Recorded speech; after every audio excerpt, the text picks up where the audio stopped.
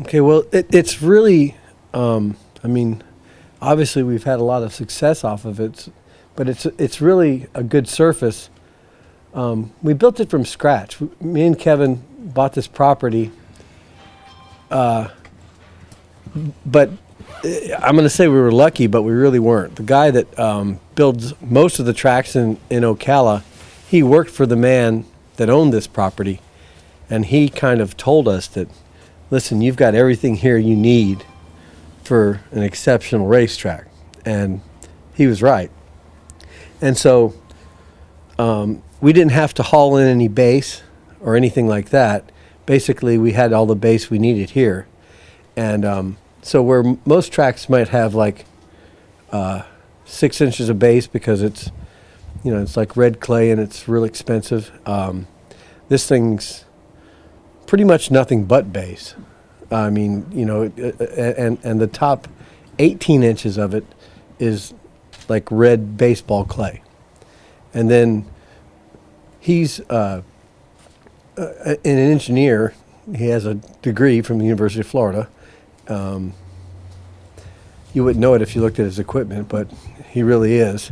And he mixed the surface, you know, to a certain percentage of loam and a certain percentage of sand. And, you know, I don't know. People will say that, you know, he's always told us when he put this track in, it was the best track. But I was kidding with Kevin and saying, yeah, he says that about every track he puts in. But we've just had a lot of success off of this surface. It gets horses really fit. And it's very safe. And, you know, we try to be good stewards of it and take as best care as we can. And I think that's the most important thing is, you know, the way you look after the track. On a daily basis, what do you have to do to the track? Well, it just depends. I mean, this is after 2 days of torrential rain, okay? We probably we have, the guy's name's Gerald Wright. He comes out and grades it probably at least 4 times a year just to make everything, it's all level and plumb and good. But then every day, it's like we just had a break at 8:30. We harrow it. We've got a really nice machine to do that with. It's very heavy, so it takes a very nice tractor to pull it. So it's quite an investment just in the equipment. But you know, we've got, you know, $1 million horses out here, so you know we don't skimp on that. But then it's done very early in the morning. Then 8 o'clock, 8:30, we harrow it again, and then when we get done, we'll harrow it again, and then seal it like with a float, which is a big piece of steel, and then that way we have a sprinkler system that's pretty advanced, and we water it when it's sealed, so it holds the water, you know, better. But like I said, we've had 2 days of pretty good rain, so this is just au natural right now. But we'll have to turn the sprinklers on tonight, so it drains very well. And that's pretty much it. You know, I mean, basically, you just have to have the right equipment and people that know how to operate it, and you know, hours on your machine. Right. Okay. It's a very efficient setup too. You know,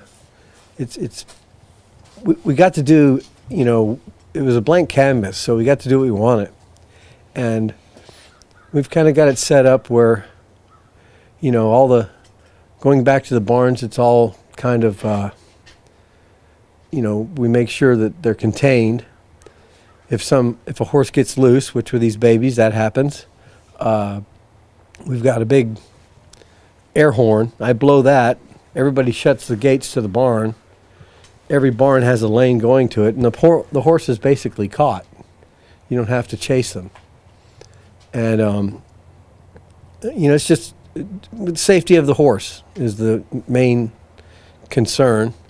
And, it really, it makes it makes it not so hectic if a horse gets loose. We just blow the horn, the guys in the barn shut the gates, the lanes all go back to the barns, and the horse is caught. And, it's been very effective and very safe. We've had good fortune with that, but it was a plan.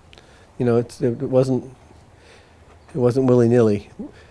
Me and Kevin rented stalls at lots of various places over the years before we built this place, and I think we kind of cherry-picked the kind of the best things that we experienced at other places and employed them here. And it's really worked out well. It's been very successful, and we've had a lot of graded stake horses come off this thing. But I mean, that's our clientele too. I mean, if you want to be a bad horse trainer, all you need is some bad horses. So if you've got good horses, then you're a good horse trainer. If you have bad horses, you're a bad horse trainer. It's very simple. Yeah, that's a concept. You go to sales anymore and you see the good horses are going for an awful lot of money. Well, that's the direction the market's going in, and you just really can't do much about the way the market goes. Like the market steers itself. It does. I mean, when me and Kevin first started in this business, you made money on every horse you bought. You didn't make a lot of money, but you made money on every horse you bought. Now, it's not like that anymore. Yeah. It's feast or famine, and it's different, and you have to change with the times. Just how it is. The market moves, and you have to move with it. I don't know if this is true or not, but it seems to me like the ownership is sort of shrinking for the good horses. In other words, there are a few very prominent owners that own good horses, but for the small guy to get in it, he's got to be pretty lucky. Well, don't forget California Chrome. Yeah. I mean, there's always that's the wonderful thing. Like, well, we've been in this our whole lives. We came up with my, and my dad always used to say, if I'm out there between them two white fences, I got a shot. Yeah. And you do. And but yes, it is. It's getting to be a smaller. It's getting to be where it's much easier to sell a horse that the market values at like 300 than it is to sell a horse that the market values at 30. Yeah. You're scratching it at 300. There's people to buy your horse if it's worth that kind of money.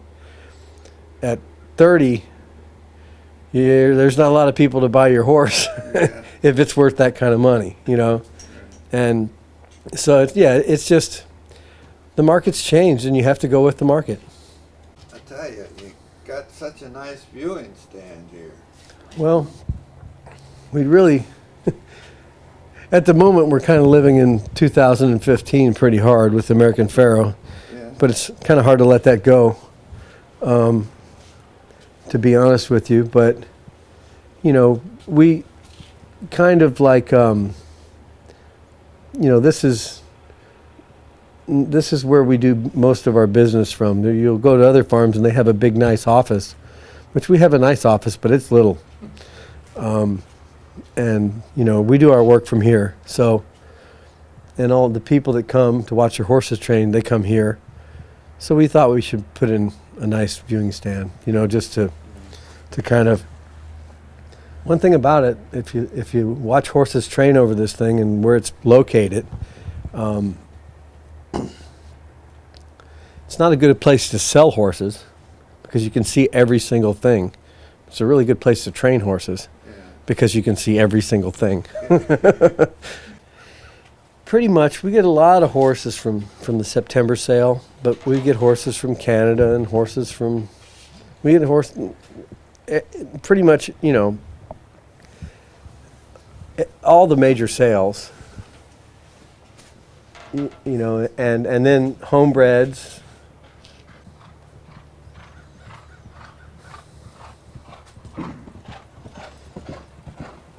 Yeah, we got horses that came from France. We got horses. Yeah, we were saying we pretty much get horses sent to us from all over the world, so it's great to get to play with their toys. So have you got Derby hopefuls out here now? Well, we got plenty hopefuls. We're always hopeful. We got a lot of hopefuls.